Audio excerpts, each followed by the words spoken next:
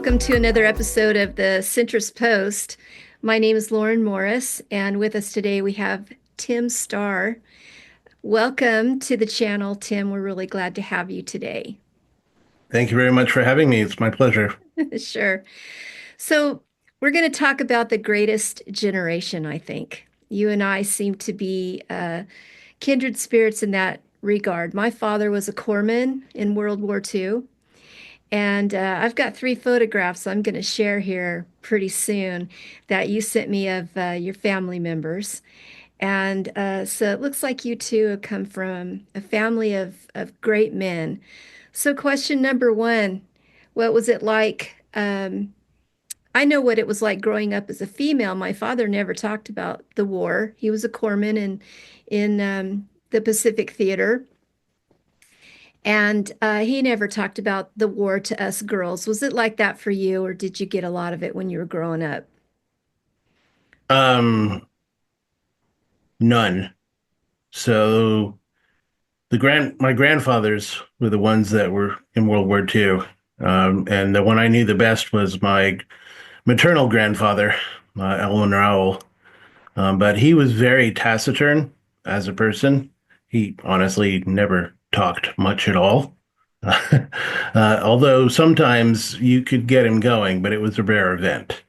You'd have to ask him the right questions, and then he'd start either, speaking at length, extemporaneously, or he would occasionally recite poetry. He was a big fan of the poet Robert Service, but he was most at home, alone in the woods. He was from upstate New Mm. York, and he served in the European theater in World War II. And I think his biggest takeaway from all that, um, aside from visiting the town that his family was from, which was the town of Clemens in Germany, but it had been reduced to rubble by then. Um, his biggest takeaway from all that was that he basically didn't want to have anything to do with the outside world. Um, I heard a few stories from him, not directly, but he did tell a few of them. One of them was that he ended up in it must have been either East Berlin or somewhere along the border between Western occupied Germany and the Soviet zone. And he said he could see to the other side of the border, and that as far as he could see, all he could see were Red Army soldiers who had been hung by their own people. Mm. So at that point, I guess they were trying to impose some discipline on the Red Army after letting them run rampant in the invasion of Germany. And, he just took that as a sign of the brutality of the Soviet regime. He was never a fan. The one other story that I have from him is that after the war was over, he fought through the Battle of the Bulge. He, I think he ended up, he got out of Normandy because he was a mechanic, so they had him repairing vehicles up until he was shipped over there, but he didn't get there till after the Normandy landing. And he caught up with his unit by the time they reached Bastogne, and they were the ones that relieved the 101st Airborne at Bastogne. And then he continued on through the Battle of the Bulge. And then after the war, uh, they came to him one day and said, we want you to get in this truck and drive this German scientist to the coastline to get picked up by one of our subs so he can come back to the United States and work for us. And he was not told the scientist's name at that time. But the scientist spoke English, so they got to talking in the truck, and the scientist told him that uh, Germany was within months of completing a new super weapon Mm. that would have enabled them to win the war. And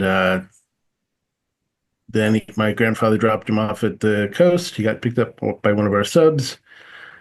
And my grandfather had no idea who that was until in the 60s, he was watching a TV show about the space program. And he saw that same German scientist get up in front of the mic and start talking. And he said, "Hey, that's the guy I drove out of Germany." And it was Werner von Braun. Oh, that's an amazing story. Yes, yes. Um, I just grew up with that story, not even knowing the significance of any of it, And then I later started hearing about, oh, there was this thing called Operation Paperclip. And when I first heard about that, I mentioned it. My mom said, "Oh, yeah, your grandfather was part of that." Oh, okay. Yeah, they talk about it like it's nothing, right? I'm going to go ahead and share my screen. I want to have everybody um, look at this. Yeah. Okay. Yeah. So is one of the gentlemen in Yeah. one of these pictures that you're talking Yeah. about? So the one on the lower right, that's my grandfather, Rowell. Raoul. And yeah, Rowell. And in that picture, what he's doing, the reason they took that picture, his buddies took that picture of him, he wasn't posing. Um, he was watching the Luftwaffe fly by, and his buddies thought he was crazy to be out in the open like that, watching the enemy fighter planes fly by. But he said that he knew they were out of range, so he felt safe. What's can you identify that truck he's leaning on?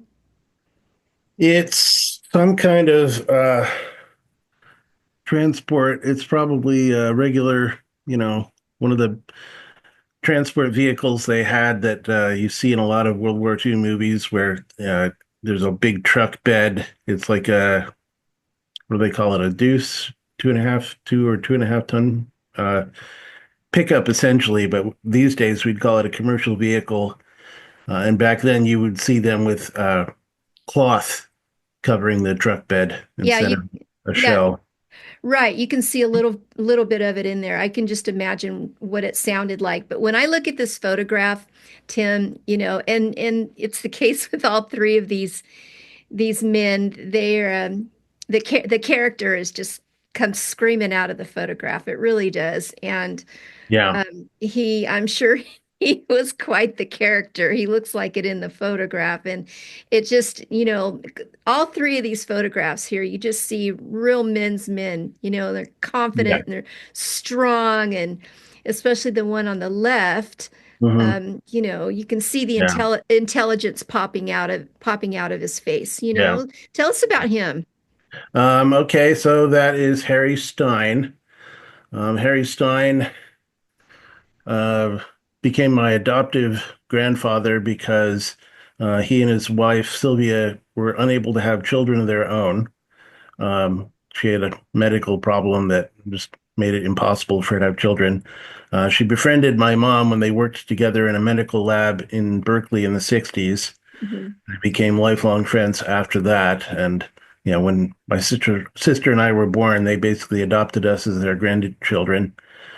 He was a printer, originally from New York City, Mm. uh, Jewish, spoke Yiddish. Um, I know at one time he told me during the war they needed a translator who could talk to some Germans. And so they went and got him, and he said, "Hey, I don't speak German." It was like, "You speak Yiddish, don't you?" "Yeah, well, it's almost the same thing." And he found that he could understand the German soldiers they wanted him to talk to. Um, I think he said he talked to some of them and he asked them, whether or not Germany would win the war. They were POWs, of course, by that time. But they were all absolutely convinced that no matter what, Germany was going to win. They insisted on it. And let's see. So, probably the most interesting story I have about him, uh, just to back up a second, my grandfather, uh, Rowell, was a very tall man. Um, he was over 6 feet tall, maybe around 6 feet tall. Um, Big guy, but Harry was not. Harry was kind of short, but he was a printer. He served in Eisenhower's cartography unit, Okay. and one of the things they came to him with was the first photos that they took after the liberation of Dachau, and they wanted him to print those. They said partly because they knew he would do a good job, and then also because they knew he was Jewish. and it would mean a lot to him. And obviously it did. Um, so he was one of the first people to, feel the shock and the horror of seeing those photos for Right. the first And time. right. And we hear about that. We hear about what they didn't know. And of course, like it's like anything, you don't really know what it feels like until you're standing on the ground and you're seeing it. Photos um, just don't do anything justice. They really don't. They come close, but if you're not there in 3D, it's different. So I would imagine he felt a tremendous responsibility to bring this to the public um, the best way that he could, not only in handling the evidence properly, but presenting it to the public. So what about the gentleman at the top? Yeah, upper right. He looks quite cantankerous. Yeah, um, I didn't know about him until quite recently. He was my paternal grandfather's brother. He died in the war. His name was Hugh Richard Starr. My paternal grandfather was Charles Willard Starr. But Hugh, as I found out, it's kind of funny. I grew up always loving the old classic war movie, The Devil's Brigade, starring William Holden and a bunch of other people. It's a great movie. It takes some liberties with the story, but it is the story of the 1st Special Service Force Regiment, which was a joint U.S. and Canadian Special Forces regiment during the war. It's one of the first Special Forces regiments that we've had, both countries, either country. And so it's one of the ancestors of all our Special Forces today.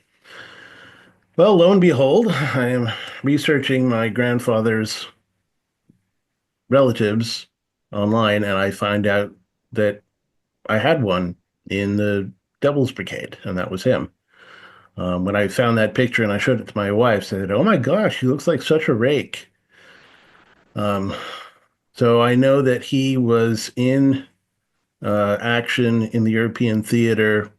The Devil's Brigade first saw action, so to speak, in Alaska because they were sent up there to the Aleutian Islands to see if they could find any Japanese, because the Japanese actually did occupy U.S. territory in the war in the Aleutians, but they had left by the time we got there. So the main enemies we had to fight there were the weather, and Hmm. the Japanese had left some landmines behind. So we had to find those and clear those. And then after that, he went to Italy. So the force was a big part of the Italian campaign. And then the last bit of action they saw as a unit was in France, in southern France, in Operation Dragoon. They invaded southern France to start the liberation of France. And unfortunately, that is where he was killed by an Mm. IED when he was riding in his Jeep. Apparently, some of the fans of the Devil's Brigade have found a piece of his Jeep by the road where it was blown up. They have a memorial there mentioning him and the others that were killed, as well as in the town center that is nearby. And one of my relatives ended up getting that piece of the Jeep.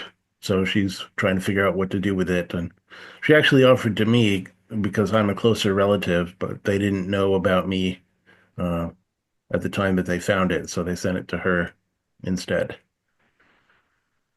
But yeah, I'm he was, sorry, go ahead. No, I'm just thinking about as you're talking, I'm thinking about, evidence and documentation and chain of custody and that kind of thing. And I feel so grateful for the stories and the evidence and everything that we do have from World War II, from any museum that's anywhere, um, to, photos and pictures and stories. And so having said that, we are both involved in watching and reporting on the war in Ukraine. And, that's how we know each other because we're both members of the group Conservatives for Ukraine, which has a Facebook page. Right. And we'll put the link to that in the channel. So the page has been really great because we're able to meet one another and share our feelings and our ideas, and also share information. And one of the things that's really interesting to me is sabotage operations and communications and spying operations and that kind of thing. And the reason I'm bringing that up right now is because um, it the Crimean Peninsula is occupied by the Russians right now in Ukraine. And we know that at the beginning of the war, or I know at the beginning of the war, that one of the things that the Rush and not necessarily in 2014, but this actually started after the invasion, February 24, 2022. Russia went through the Donbass area, and they went through the areas that they were kind of doing a surge on, which would be Mariupol specifically.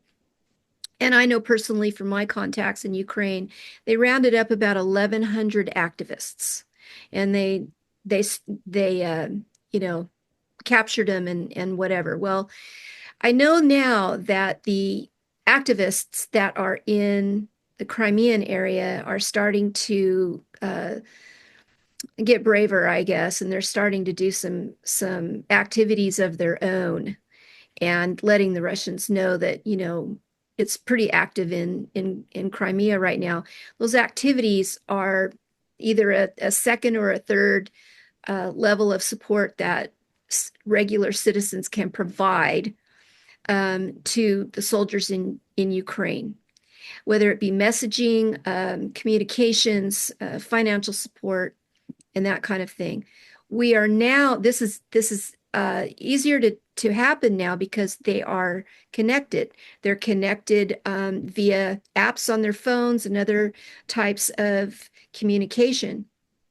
So this is a whole new world than what it was in World War II. I Yeah. guess my question would be to you, do you have information in your vast knowledge base about how citizens or activists or whatnot may have facilitated efforts in World War II for us to achieve the result that we did? Hmm. Well, yeah, certainly. I was listening to a very good YouTube channel called World War II TV, where they interview historians of World War II.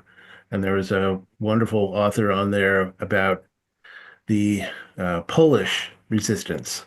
And one of the points she made is that she defined resistance as any activity in which you risk your life under occupation. And so in Poland, for instance, um, studying Polish history was banned. So just learning the history of your own country uh, was something that could get you killed. But more specifically, um, growing up, I heard a lot of talk about the French resistance, for instance, and how they contributed. And a lot of that was exaggerated, but what they were able to do was provide a lot of intelligence as well as helping people escape from occupied territory. So downed pilots, for example. Okay. Then, even more so on the other side of the world in the Philippines, the Filipinos probably did the most to resist their occupiers. And they were allied with us because the Philippines was still officially a U.S. territory at the time. That's the only case in the entire world that I know of where, the people of a colony, voluntarily rose up on the side of their colonizers against the Japanese, against an occupier. Um, India did contribute a lot of soldiers in World War II, believe it or not, but India was not occupied by Japan, and they were paid um, relatively well for the time for their country. Um, But yeah, the Filipinos, and they contributed a lot of intelligence. There were even cases after the war where some people were, some people wanted to put government officials of the Philippines who had served the occupational government on trial for treason. And when MacArthur's staff were asked about it, they said no, he was working for us the whole time. So these were fairly high level officials, mayors of towns and stuff. So even though there were a lot of retaliatory uh, dealings with people after the war in both sides, all sides. A lot of the people who may have seemed like they were on the wrong side were actually on the right side. Um, a friend of mine who lived in Poland uh, married a Polish girl over there, and I think he said that after they went to go see a World War II movie that showed some of the women who slept with German soldiers while they Hmm. were being occupied, Hmm. after the war, they were mobbed and grabbed, and their heads were forcibly shaved, and that was considered a punishment. My friend asked his girlfriend about that, whether that happened in Poland, and she said, "No, hair grows back. We threw acid in their faces." Ooh, yeah, there seems to be that YouTube channel that you were talking about. I think there's a video on there about how after the war ended, it really kind of kept going in ways. It just didn't stop. And Yeah, so this type of brutality, amongst the citizens and the yeah, rivaling people continued for quite a while.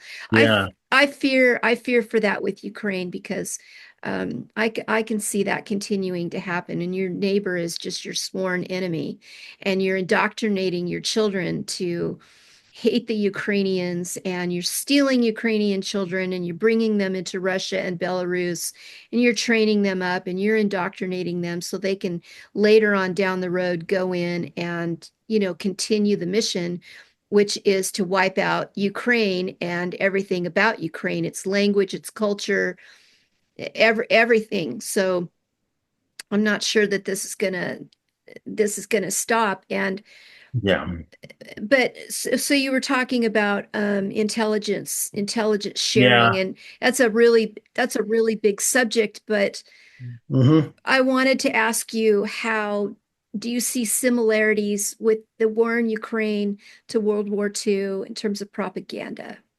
Oh, absolutely, no question about it.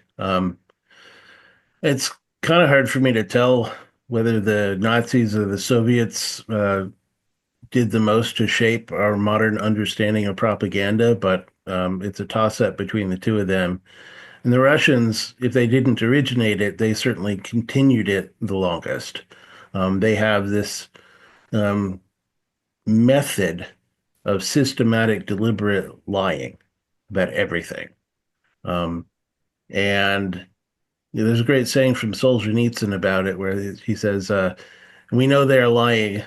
They know we are lying, and that we know that they are lying, and yet they are still lying." It's like this collaborative project or game that they all participate in, where there is this collective lie that they all agree to, not in the sense of believing the lie to be true, but believing in it as the story or the narrative that they are to tell. And you are punished for deviating from it. I'd call it Orwellian, except Orwell learned it from the Stalinists in the Spanish Civil War and the communists. Um, so it really is, Soviet or Stalinist or totalitarian. And the collaboration between the Soviets and the Nazis and the Germans goes a lot longer back than a lot of people know. They started collaborating with each other in the 1920s. A lot of people think that, the Nazi-Soviet Pact in 1939 is when it started. No, it started in more like 1924. Mhm. Uh, and if not before that, actually, Lenin was paid by the Germans to go into Russia and overthrow the government. So, he had gold from the Kaiser to do it. He was a paid German agent right from the start. So, yeah, they lie strategically, intentionally, systematically. And, there's the old cynical saying, how do you know that a politician is lying? His lips are moving. Well, that's all the more so for Russian government officials and anyone who's saying the same things that they do, whether they be Russians or people from another country like Americans, and unfortunately, a number of my otherwise fellow libertarians, um, they've fallen for this stuff because it's critical of the United States government, and that's the one they think is, the biggest threat to them. Um, but I just have zero tolerance for that type of lying. And given my family history, the experience that my people had in World War II, which was, nothing compared to that of many others, I just never had any tolerance for lying like that. Yeah, so I was raised Catholic, and that was probably my mother's most important rule. And I always thought that no lying. I mean, lying was just absolutely not tolerated. And I thought that it with her and my father, it went deeper than just a Christian belief, or a Ten Commandment belief, thou shalt not lie. And you tying it the way that you have um, kind of solidifies that feeling that I've had all my life, and just wondering why it was just the greatest sin ever was to, lie to my mother. And so it's incredible how they lie. And certainly I feel like sometimes, oh, how can people not see it, and how do they don't how why is it that they don't know? And it's just because they don't know about the history, and they've been swayed by the Russian propaganda, to put it very briefly. And you and I both watch the Russian propaganda. We read a lot about this war. We're very, devoted to it, and watching it. And the lying is just absolutely incredible. Do you think that President Trump is learning about enough of the history and learning about these lies that it's going to make a difference? Because certainly the subject is out in the intelligence community and in the public square now, thanks to social media.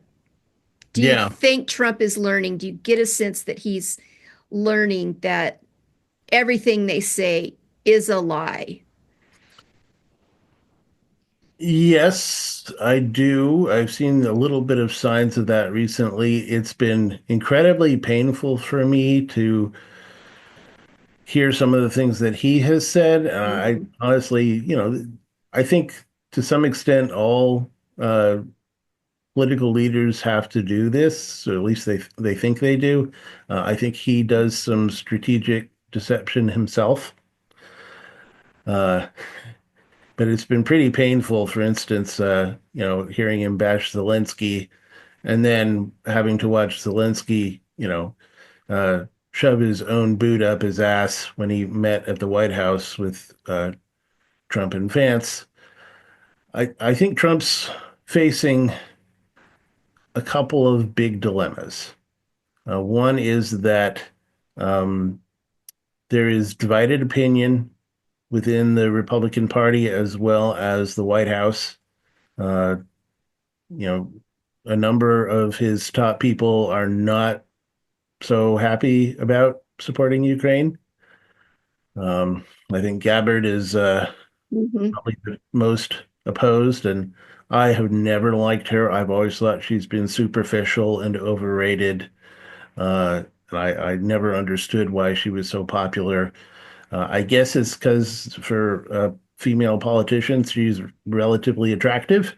Honestly, I think Mhm. that's what it comes down to. People Mhm. don't want to trash her because of that, but I've never had that problem. Um, You don't discriminate based on looks. no, I don't. Not when it comes to matters of truth or intelligence.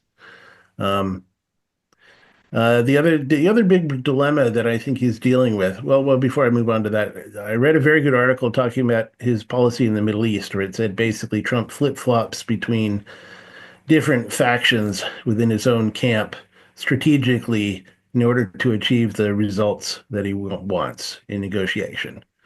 And I think that's certainly true. And so I think he certainly, you know, promotes one side at any given time as a way of achieving one of his goals. Figuring out what those goals are is not always easy. Um, but for True. instance, I think the theory that seems to be the most accurate currently to me is that, he's letting people like Witkoff take the lead in negotiations, basically to buy time. Uh, try and placate Russia as well as some people in the Middle East as a way to buy time before he can make some other moves. At least I hope that's true. It seems to be true. Uh, Recently, probably the most recent sign that I saw that was, a good indicator in that direction was both the approval of some more Patriot missile systems for Ukraine, as well as the final signing of the rare earth minerals deal with Ukraine. I think that's a big deal. That's going to work out very well for us if we follow Right. through on it. Yeah. But the other Well, big strategic dilemma, to complete my thought, sorry if I no, it's may, okay. is I think they have decided that the bigger threat is China, not Russia. And they seem to think that somehow they can split the two apart. I'm very skeptical of that. But they clearly have made a decision like they did in World War II, where they decided that Japan was the lesser threat and Germany first was going to be the top priority. They seem to have adopted a China first policy here and a Russia, second, if at all. And it makes some sense, priority wise, but I'm very, very skeptical of the notion that Russia and China can be split apart. I think they're joined at the hip. Well, I think the documents that they have signed recently, prove that. And evidently, as we speak, there are Chinese officials that are in Russia getting ready to enjoy the May 9th festivities. So they've really made no bones about it. I think they're completely intertwined as well. So, Yeah. And I read something about the supposedly North Korean special forces soldiers that were sent to fight for Russia and Ukraine, saying that they were actually Chinese citizens of Korean ethnicity. mhm. So one of my big reservations about the theory that Russia is, running out of manpower is that, they can get all the manpower they want from China if China decides to send it to them. So, between the between the okay, so my next thought is about when I was at Auschwitz. I went to Auschwitz, and when I came back from Ukraine in 2023, I wasn't going to be over there in that area and not go. And so I made sure that I went and took a tour and everything. And there's a placard that you visit that's at this big memorial that the artists kind of build very similar to one another at the camps that are in the Polish area around Krakow, Poland. And they're made out of these big boulders. And there was a placard at the bottom that talked about how many people died at Auschwitz. And the message of Auschwitz that the people that run the tours want you to know is that no one person is more important than another person is. And that thought has been with me lately when I have seen Mark Rutte of NATO and Andrzej Duda of Poland, and now as recent as the new Canadian Prime Minister, be treated entirely differently than Zelensky was treated, who in the Oval Office. He was just absolutely attacked in the Oval Office unfairly for asking JD Vance a question. Andre Duda, Mark Rutte was a little bit softer handed. Andre Duda was a little bit more vocal about things. President Macron of France was more vocal about things. Um, uh, Giorgia Meloni was more vocal about things. In fact, they were sitting there basically chuckling and laughing while she's explaining herself very confidently in her thoughts. They were not going to attack little Georgia Georgia Meloni the way they attacked Zelensky in the Oval Office. And the Canadian Prime Minister just now told um, President Trump in the Oval Office, Canada is not for sale.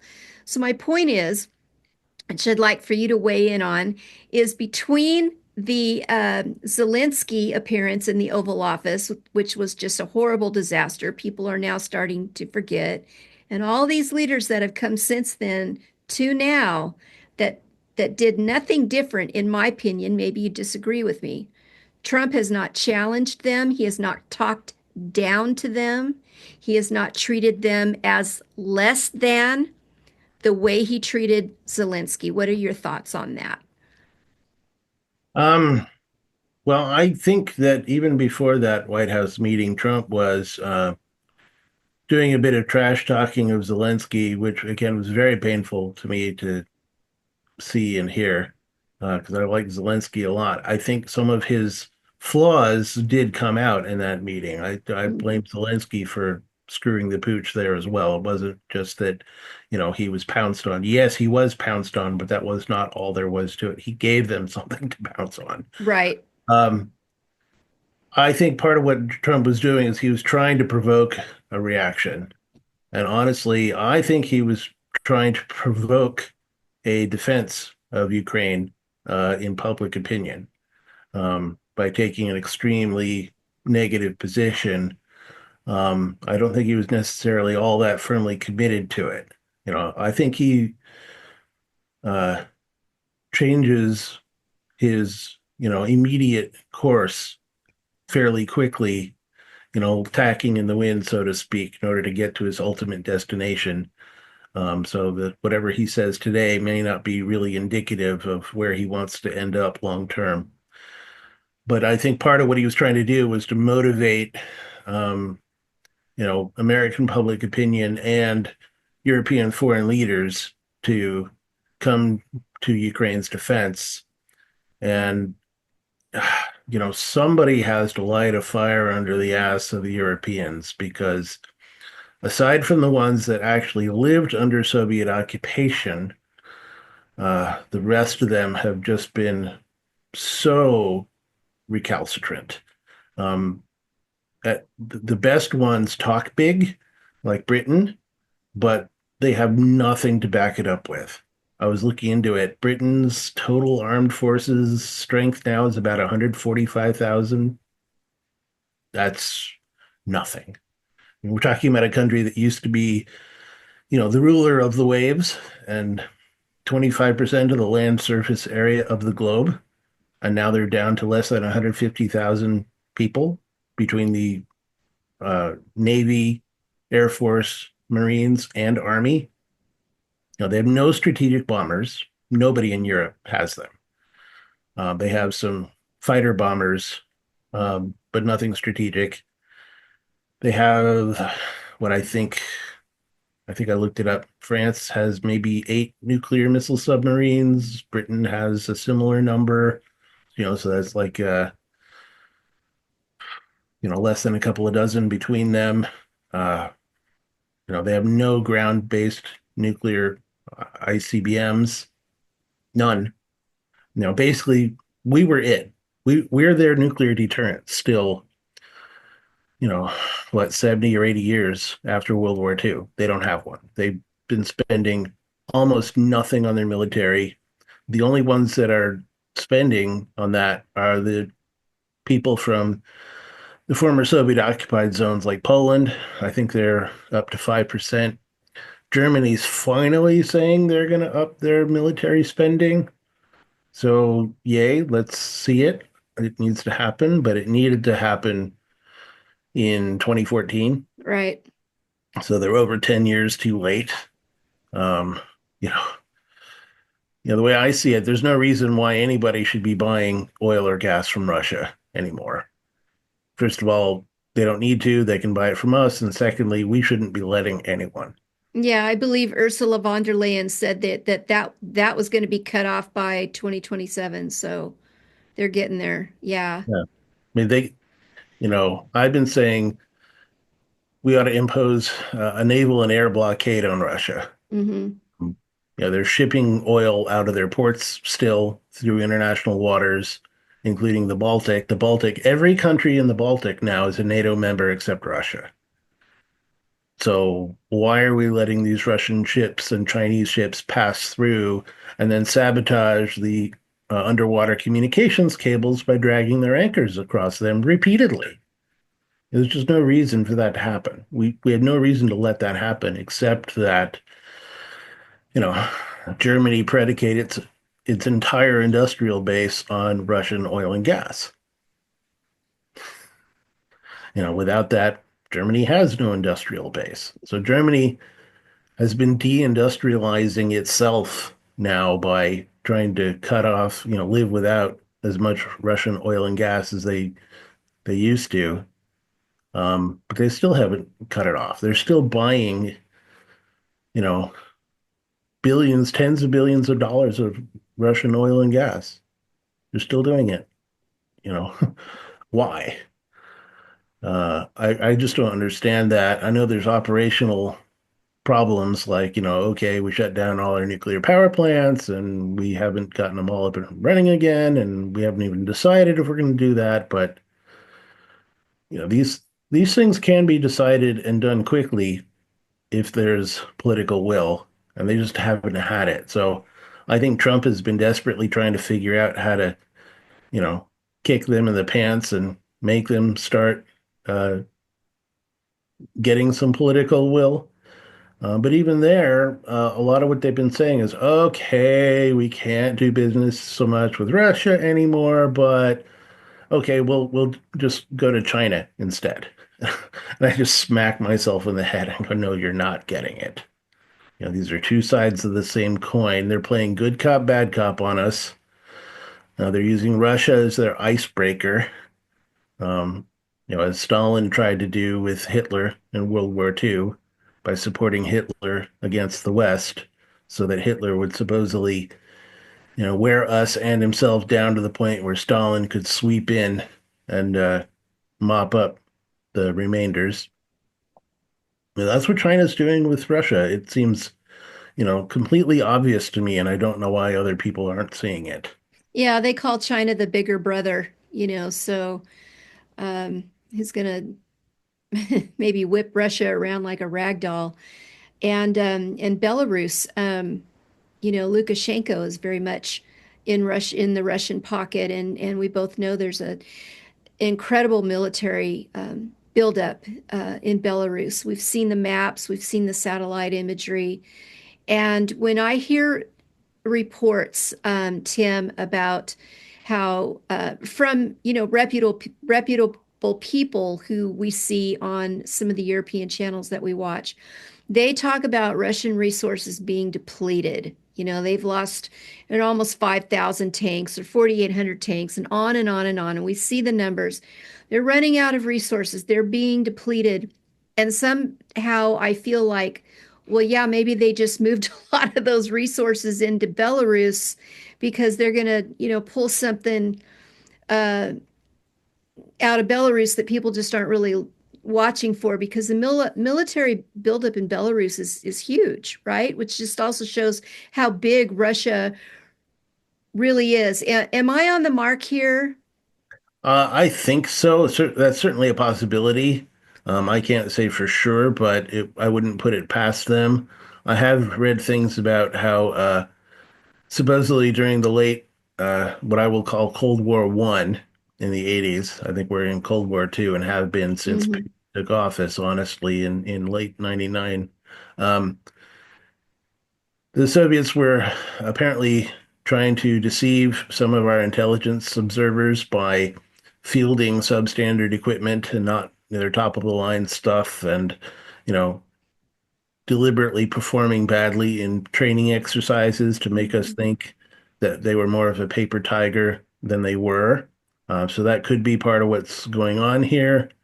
Um, there's certainly Lukashenko in Belarus is like the North Korea of Russia, meaning that he's a puppet who never de-Stalinized. And I actually I have a friend who was imprisoned over there. There's an ongoing debate about him between me and another friend, whether or not he is an actual genuine opponent of the regime, like I think he is, or whether or not he's secretly working for the regime, like some of our intelligence agencies think he is. But in any case, you know, they're very hardcore over there. They have been. They never ceased, and they're very strategically located. There's basically a very narrow, short corridor between there and the Russian exclave of Kaliningrad, which used to be Königsberg back when it was still German. And it's called the Suwalki Gap. And if they go through there, if they make it, they'll have a land bridge to Kaliningrad. And in Kaliningrad, they already have Iskander missiles, which are intermediate range ballistic missiles that can be nuclear tipped. Right. They've had them there for what, a decade now or Well, something? and they can reach Warsaw, right? That's my understanding. At least. So when I was in Lithuania in 2003 or four, it was three, we toured an old Soviet nuclear missile silo in Lithuania.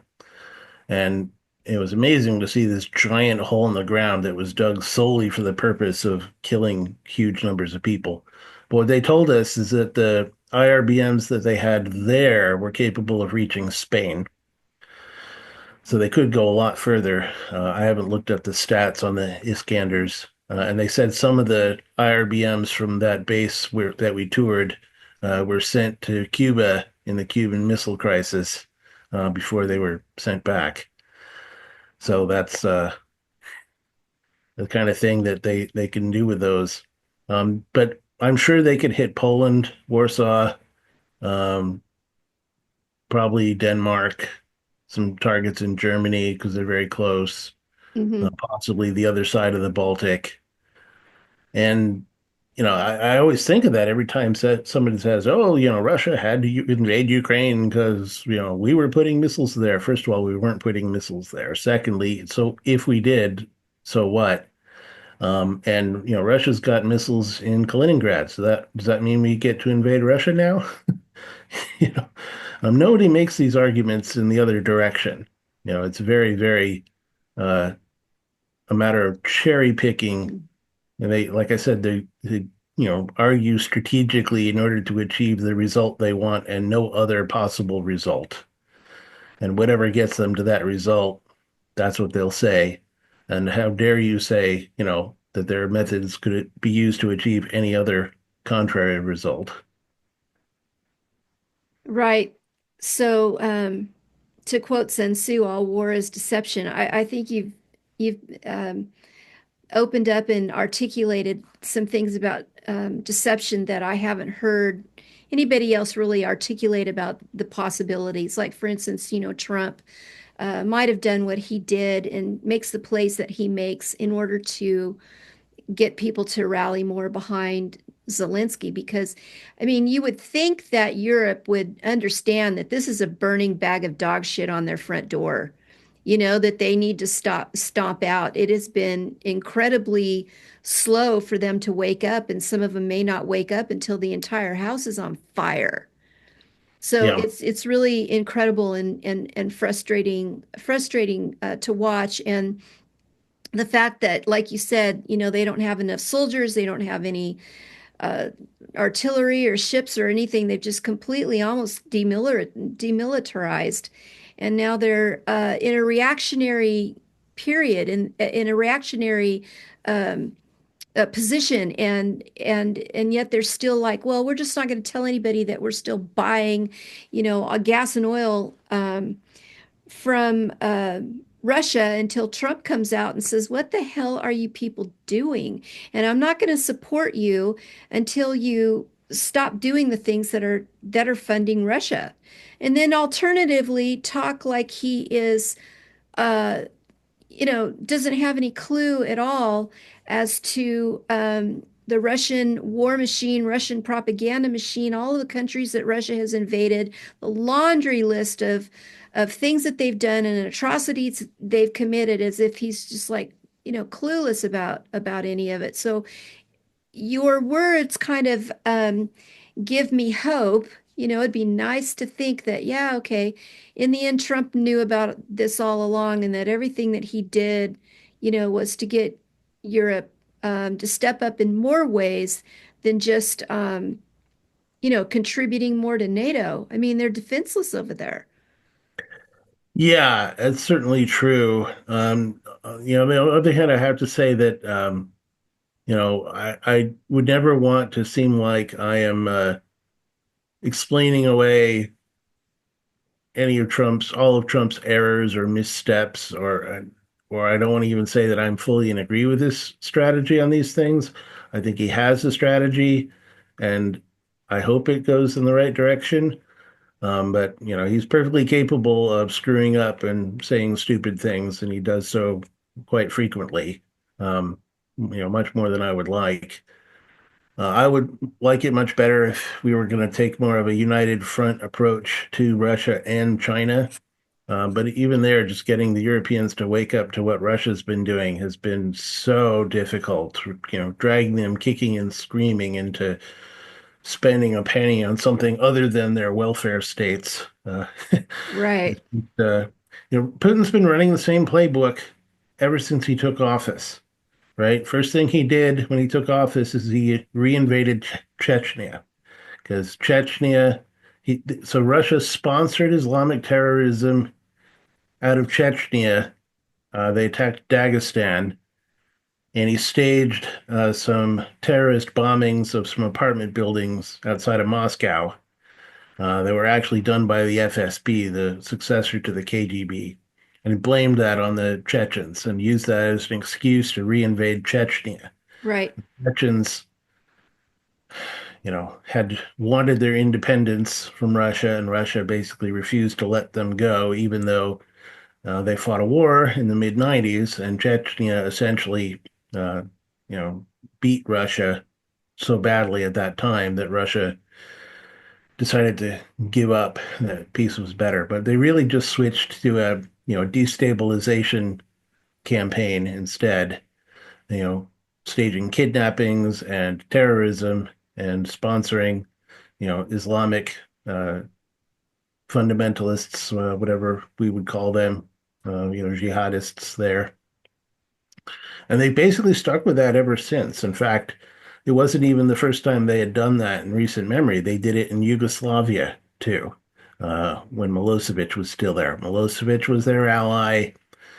Iran was sponsoring the Islamic terrorists there to attack the Serbs, to give Serbia, the Bosnian Serbs, an excuse to uh, wage war on the Bosnian Muslims and massacre them. This is what they do. They lie and they stage events and they pay people to do these provocations to give them an excuse to do what they want, and what they want is to invade, massacre, and take over. That's what they do. And I learned yesterday off of the Enforcer, these guys that we watch on YouTube. There's a hot conflict brewing in Dagestan right now. They're having some issues right now. But the Russian connection with Islam is nothing new. It goes way back. And in the United States, I can tell you that there's a counter jihad community, right? And there's people who are kind of like the leaders of this counter jihad community, and they are media types and whatnot, and all their little subgroups, and everybody who is focused on the Islamic threat. And I can tell you from personal experience that most of them uh, are completely disconnected with the Russian influence behind the Islamic threat. Now, Middle East Forum, which has been around for about 30 years, I've been talking to some of them about the Russian influence, and they have been, since October, I think, of 2024, putting out more articles. They put out about 3 or 4 articles about the Russian connection. But I didn't really know about the Russian connection to Islam when Ukraine came on my radar. I've learned about it since then. I've learned about the school in Moscow, the Patrice Lumbaba school, Lumumba. Yeah. Lumumba school in Right. Moscow that educated Yasser Arafat Yep. and evidently the Ayatollah Khomeini, and then I just went from there. And so the Russian influence with Islam is deep, and it's something that I think if you're somebody who wants to counter the Islamic threat, you can't do it for me anymore without considering the Russian hand in that Islamic threat. And now this is where they're getting a lot of their recruits from. They're recruiting from the Caucasus area. They call them the stands over there. Right. Yep. They When they invaded, they got 16,000 Syrians from Assad, and they were involved in bombing Aleppo. Russians involved in all kinds of sabotage operations. I believe that the Russians are also behind the Hijra, the Islamic movement into Europe, the Islamic movement into the United States. I think Russia wields Islam like a weapon, like a tool. Yes. Yeah, you're absolutely right about that. And I don't know why so many people don't connect the dots. So my take on it is that a big part of Russia's grand strategy has been to sponsor Islamic terrorism and infiltration against the West in order to try to give the West something to ally with Russia against. Yes. And this goes back to the late 90s. Al Qaeda essentially grew out of the Russian influence operations in Afghanistan in the 80s, and it continued. And, there are these attacks that uh, Al Qaeda did in the 90s where they made quantum leaps in capability shortly after, you know, extended long-term interactions with the Russians. The specific one I'm thinking of here is Ayman al-Zawahiri, who until I believe we killed him a few years ago, was bin Laden's number two, supposedly, or bin Laden was Zawahiri's figurehead. He had a mosque in San Diego for a long time. He was an imam in San Diego before he, went back to what, Indonesia or something. Yeah. That might be a different guy. Zawahiri came out of Egyptian Islamic Jihad, Oh, okay. and he was actually jailed as part of the conspiracy that assassinated Sadat in Egypt. Okay. Okay. They showed him on national TV in Egypt in prison, yelling through the bars of his prison cell. Um, then basically, long story short, he ends up in the late 90s in Dagestan, gets arrested by the FSB and held in custody there for something like 18 months. And they claim, oh, we didn't know who he was, even though we had his laptop and, right, bullshit. They could interrogate him for as long as they wanted to. They let him out, and Al Qaeda redirects its strategy from attacking what they called their near enemy, meaning U.S. allies in the Middle East, to attacking the far enemy, which is the U.S. itself. And that's when they started doing things like bombing the USS Cole off of Yemen Mm. and the 9/11 attacks. in 2001. Uh, More recently, uh, Russia, in alliance with Assad in Syria, I would say, with Syria, but Assad's not gone, thankfully. He's not there anymore. They did the same thing with the Islamic State. Assad let a whole bunch of jihadis out of jail. He had agreed to imprison them instead of sending them to Iraq to kill our people there. Put them in jail, kept them on ice, and then he starts the Syrian civil war because he doesn't like the fact that people are peacefully protesting against him. So he starts shooting the demonstrators and making them switch from peaceful resistance to armed resistance. Then he lets out all these jihadis out of jail to join the resistance as you know Islamic extremists to make the resistance look bad. And at the same time, Putin has his FSB people in the Islamic parts of Russia recruit people and send them to Syria to join the Islamic State.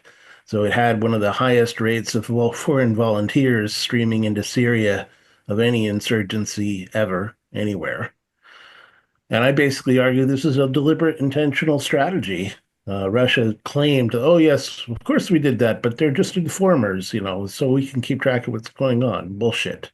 They were helping protect oil facilities in Syria that were selling oil to the Assad regime, that were being run by Russian oil engineers in Islamic State territory. Most of the Russian and Syrian attacks were on targets that were not Islamic State targets, but Free Syrian Army targets. Hmm. The Islamic State was also spending most of its time attacking the Free Syrian Army and not the Assad regime. So this is clearly something where they're sponsoring active uh, Islamic terrorist campaigns and insurgencies. And then to have someone like Tulsi Gabbard go in there and say, oh gosh, Assad's just cracking down on Islamic terrorists. I hate Islamic terrorists, don't you? Uh, just shows that she's completely oblivious at best to the fact that these Islamic terrorists are the creatures of Assad and Putin. I think this is a good place to stop. We've been going an hour, and I would like to talk to you more about this. I'd like to talk to you more about the Russian connection with Islamic terrorism. And you're certainly really informed. I And try. we'll talk about that more more as next time. Let's hit this the Syrian thing, what's going on in Syria. So I have one last question for you. When did Ukraine come on your radar? Mm, Probably when the Orange Revolution happened in, what was it, 2004 or 5. Um, at the time, uh, the organization that I had worked for, which is now called Liberty International, uh, was contemplating having an annual conference over there. So I thought I might go to it in Kyiv. I didn't know better than to call it Kiev at the time, but now I do. Um, and I just found it appalling that not only did the leader of the Orange Revolution, Viktor Yushchenko, get poisoned by Mhm. Putin with dioxin, but then some libertarian outfits were publishing denials of this, trying to blame it on alcoholism instead of Hmm. dioxin. And the people that did this are now they ended up at the Ron Paul Institute, which one of my friends called the Ron Paul Institute for Putin's Priorities. Oh my gosh. Yeah. Uh, so Daniel McAdams was he's the head of it. He was one of those people. He used to work for a guy named John Laughlin. John Laughlin was openly on the payroll of a Russian-funded think tank in Paris, and he was publishing this saying, "Oh, it was just alcoholism. It's not poisoning," like he would know. Um, I thought the kind of thing was just absolutely appalling. And then the notion that the Germans' response to, Russia cutting off Ukraine's oil and gas would be, Germany was very unhappy about that because at the time, that same pipeline that went from Russia to Ukraine also went to Germany and no others. And Germany was like, hey, what about us? And then Putin said, oh, I'll build you your own pipeline. Well, okay, I won't build it. I'll pay a foreign engineering firm to build it, but I'll pay for it. That's what he did. That's how we got Nord Stream. So, I just thought that whole thing was terrible. Yeah, you could see But, it. Yeah. that's how it came on my radar. And by that time, I had met people from Ukraine and Belarus at the libertarian conferences that I had gone to, you know, so I had some idea of, what those regimes were actually like. And, all the people that lived under Soviet occupation always believed that it was only a matter of time before the Russians were going to come again. Uh, They did not want them to come back. yeah. And here we are now. Well, thank you for coming on the Centrist Post, and we'll do this again soon. And Slava Ukraine. Yes, thank you very much for having me. It's been my pleasure.